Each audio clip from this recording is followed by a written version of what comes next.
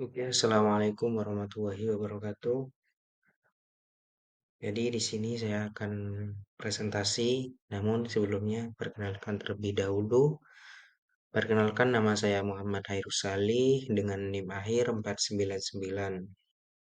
Jadi di sini saya akan menjelaskan tentang tiga materi. Yang pertama yaitu incision short, yang kedua yaitu quit short, yang ketiga yaitu mid short. Jadi yang pertama yaitu insertion sort.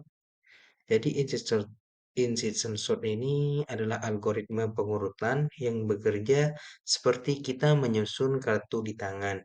Jadi setiap elemen dari data yang diambil satu persatu lalu disisipkan ke posisi yang benar di antara elemen-elemen yang sudah terurut sebelumnya gitu.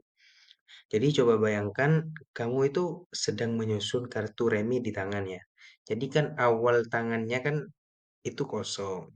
Jadi kamu itu ambil satu kartu dari tumpukan kartu remi itu. Jadi letakkan di tangan kan. Lalu habis itu kau ambil lagi kan. Lalu setelah kau ambil lagi kartunya itu, kamu bandingkan dengan kartu yang sudah di tangan. Anggap yang sudah di tangan itu kan 5. Anggap kau ngambil lagi kartu remi itu 3. Dapat angka 3. Lalu kau bandingkan apakah 3 itu lebih kecil daripada 5. Kalau 3 itu lebih kecil daripada 5, itu hasilnya berarti eh, kalau lebih kecil itu taruh di sebelah kiri, kalau lebih besar itu taruh di sebelah kanan. Jadi karena 3 lebih kecil daripada 5, jadi 3 itu ditaruh di depan gitu. Jadi hasilnya itu nanti akan bakal terurut sesuai kartu di tangan gitu. Lanjut, cara kerja edit sort itu yang pertama itu ambil elemen pertama sebagai data yang sudah terurut. Yang kedua itu ambil elemen berikutnya, lalu bandingkan dengan elemen sebelumnya. Yang ketiga itu jika lebih kecil, geser elemen sebelumnya ke kanan sampai menemukan posisi yang benar. Yang keempat yaitu masukkan elemen itu di tempat yang sesuai. Yang terakhir yaitu ulangi langkah ini sampai semua data itu terurut gitu. Lanjut. Nah, sekarang masuk ke contohnya. Jadi contohnya ini langkah pertama itu kan data awalnya 5, 3, 4, 1. Kita ambil elemen pertama. Jadi saya itu mengambil elemen pertama itu 5. Jadi karena cuma satu angka, otomatis sudah terus sendiri ini angka 5-nya. Nah, jadi hasil sementara itu 5 gitu.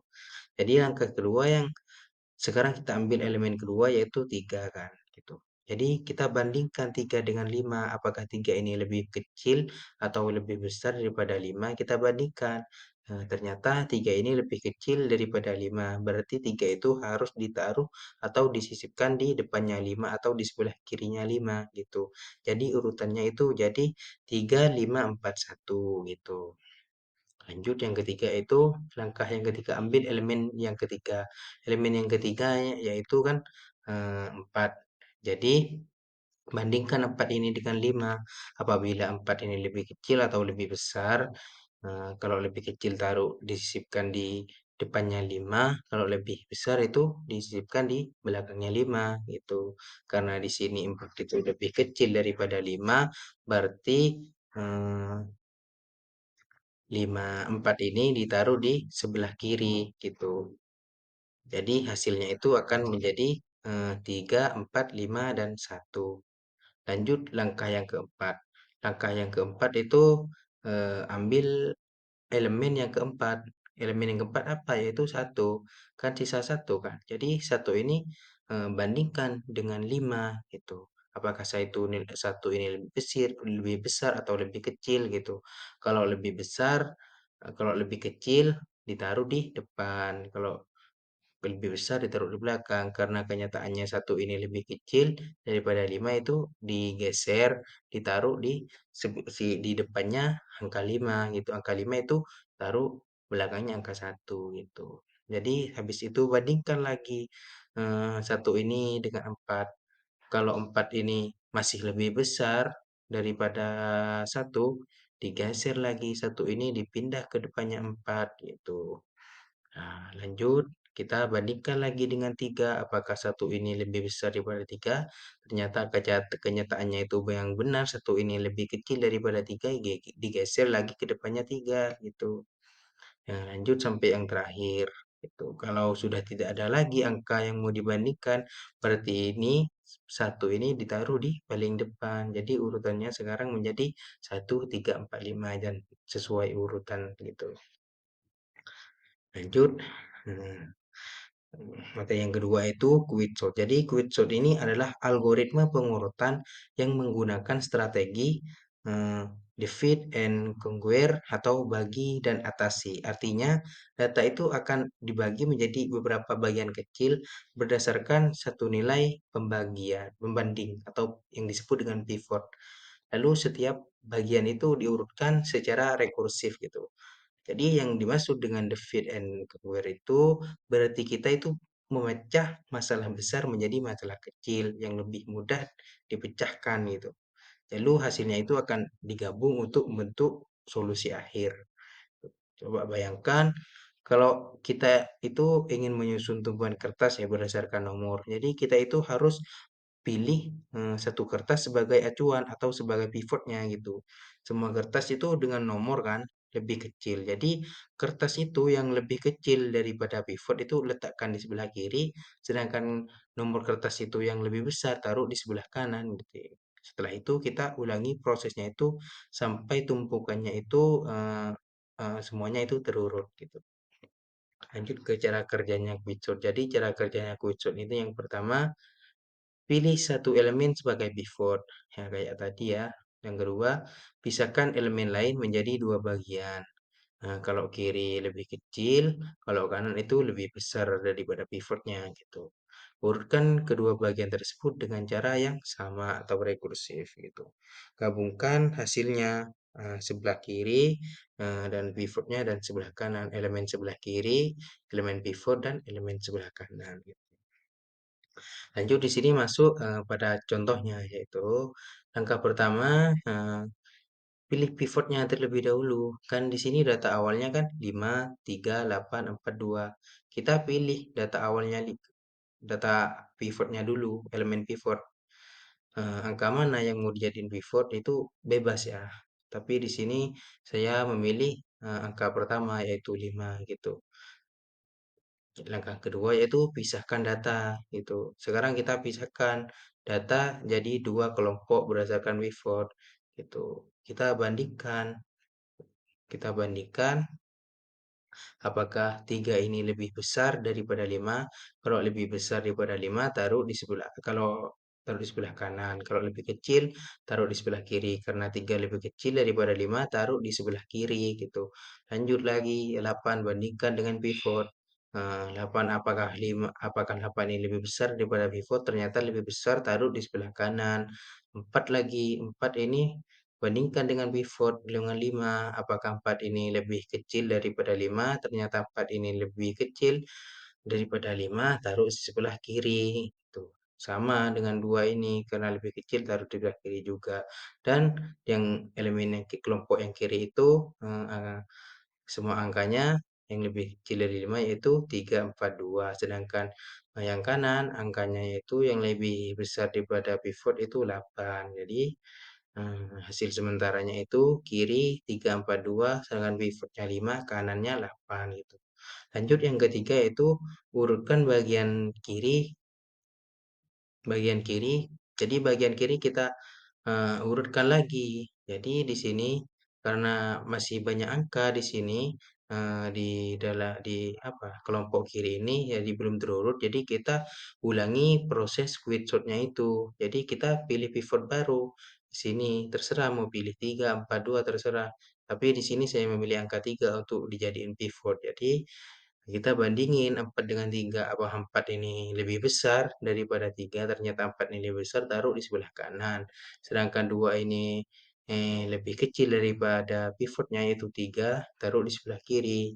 Tuh, jadi susunan akhirnya itu pasti kayak gini. Nah, jadi 2, 3, dan 4. Angka yang keempat, angka yang keempat yaitu urutkan bagian kanan. Ya. Sedangkan bagian kanan ini kan sudah tidak ada elemen lagi, tidak ada angka yang mau dibandingkan gitu. Jadi kalau kayak gini angkanya satu, jadi otomatis dia sudah urut gitu.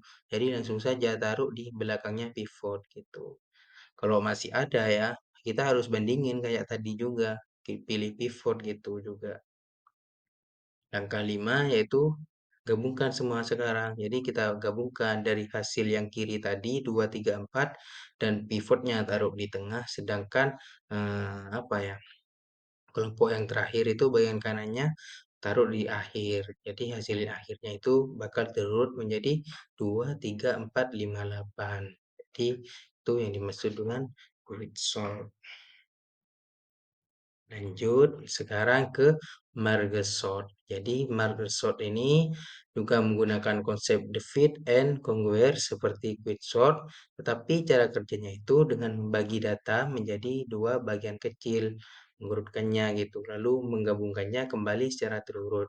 Artinya itu data dipecah menjadi bagian kecil, masing-masing diurutkan, lalu digabungkan kembali menjadi satu daftar yang terurut.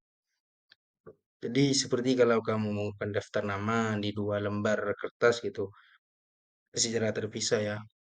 Lalu kamu gabungkan kedua lembar itu dengan cara membandingkan gitu, bandingkan dulu satu persatu nama dari tiap lembar dan menulis ulang dari yang terkecil gitu. Nah, di sini cara kerjanya dari Microsoft itu bagi data menjadi dua bagian hingga setiap bagian itu berisi satu elemen gitu. Yang kedua, gabungkan dua bagian kecil itu dengan cara membandingkan dan mengurutkan. Yang terakhir, ulangi proses penggabungan sampai semua elemen itu menjadi satu daftar yang terurut gitu. Nah, di sini masuk ke dalam contohnya. Contohnya itu langkah pertama kan. Di sini kan ada data awalnya 6, 3, 8, dan 2. Jadi kita itu bagi dua kelompok terlebih dahulu. Jadi kita bagi dua bagian yang sama besarnya gitu. Kayak maksudnya bagian kiri gitu 6 dan 3, bagian kanan 6, 8 dan 2 gitu. Jadi karena ini masih belum apa ya, masih belum berisi satu elemen, jadi kita itu harus bagi lagi gitu.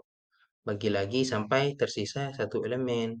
Jadi yang tadi bagian kiri 6 3 itu dibagi lagi, dibagi jadi 6 sehingga 6 ini satu kelompok satu elemen gitu dan 3 satu kelompok satu elemen juga gitu sama pada bagian kanan 8 dan 2 ini dibagi juga gitu sehingga kita itu punya empat kelompok yang berisi satu elemen masing-masing gitu.